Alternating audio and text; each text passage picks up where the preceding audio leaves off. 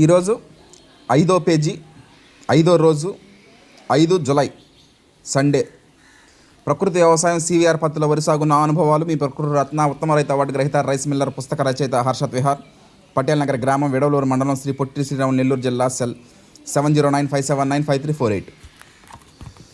జొన్నవాడ కామాక్షమ్మ వారి దివ్య ఆశీస్సులు, శ్రీ మధ్యరాట్ పోతులూరు వీరబ్రహ్మేంద్ర స్వామి దీవెనలతో అంకితం. జన్మనిచ్చిన నా కన్నతల్లి స్వర్గీయ శ్రీమతి వేటగిరి మీనాక్షి గారికి ఈ పుస్తకం అంకితం. కన్నతల్లి ప్రేమకు మరణం లేదు, హృదయంలో శాశ్వతంగా కొలువై ఉంటుంది. నానమ్మ తాతయ్యల గురించి తెలుసుకోవడం జరిగింది, ముందు మాట గురించి కూడా తెలుసుకోవడం జరిగింది. అలాగే దేవళ్ళ శివకోటారెడ్డి గారు, నారాయణ రెడ్డిపేట బీపీఎం హేమలత గారు, శ్రీమతి హేమలత గారు, అవన్నీ తెలుసుకోవడం జరిగింది. నిన్న 4వ పేజీ సివిఆర్ మెథడ్ ఫార్మింగ్ అంటే ఏమిటో తెలుసుకోవడం జరిగింది. ఈ రోజున 5వ పేజీ 5వ రోజు 5 జూలై. సివిఆర్ పత్తుల వరి సాగు, పురుగులు, దోమలు, చీడపీడల నిర్మూలన విధానం ఏ విధంగా జరుగుతుందో ఈరోజు చూస్తాం.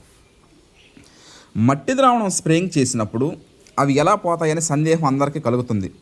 అందుకు మన దగ్గర ఒక సమాధానం ఉంది. ఆ సమాధానం కనుక్కున్నందుకే సివిఆర్ సార్ గారికి పద్మశ్రీ అవార్డు, మన భారతదేశ ప్రభుత్వం పద్మశ్రీ అవార్డు అందించడం జరిగింది.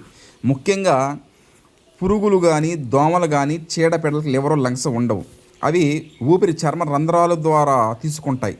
మనం మట్టి ద్రావణం స్ప్రేయింగ్ చేసినప్పుడు వాటి చర్మ రంధ్రాల మీద పడి ఊపిరి ఆడకుండా చేస్తుంది. ఒకవేళ తిన్నా వాటికి డైజెషన్ కాక, అంటే తిన్నది అరక చనిపోతాయి. ఎందుకంటే వాటికి లివర్, లంగ్స్ ఉండవు కాబట్టి. ఆ విధంగా మనం వాటిని అరికట్టడం జరుగుతుంది. 1/2 లీటర్ ఆముదం కూడా, అంటే క్యాస్టర్ ఆయిల్ లోపల మట్టిలో కలిపి బాగా మర్దం చేసి ఆ తర్వాత డ్రమ్ములో కలపాలి. ఆముదం కూడా బాగా పనిచేస్తుంది, ఎమల్సిఫైయర్ లాగా. అదేవిధంగా లోపల మట్టి ఓ మహత్తర శక్తి, దాని ఫలితం అమోఘం, అద్భుతం. మట్టి ద్రావణం ప్రతి 10 రోజులకు ఒకసారి మనం స్ప్రేయింగ్ చేసుకుంటూ ఉండాలి. ఇది మెయిన్.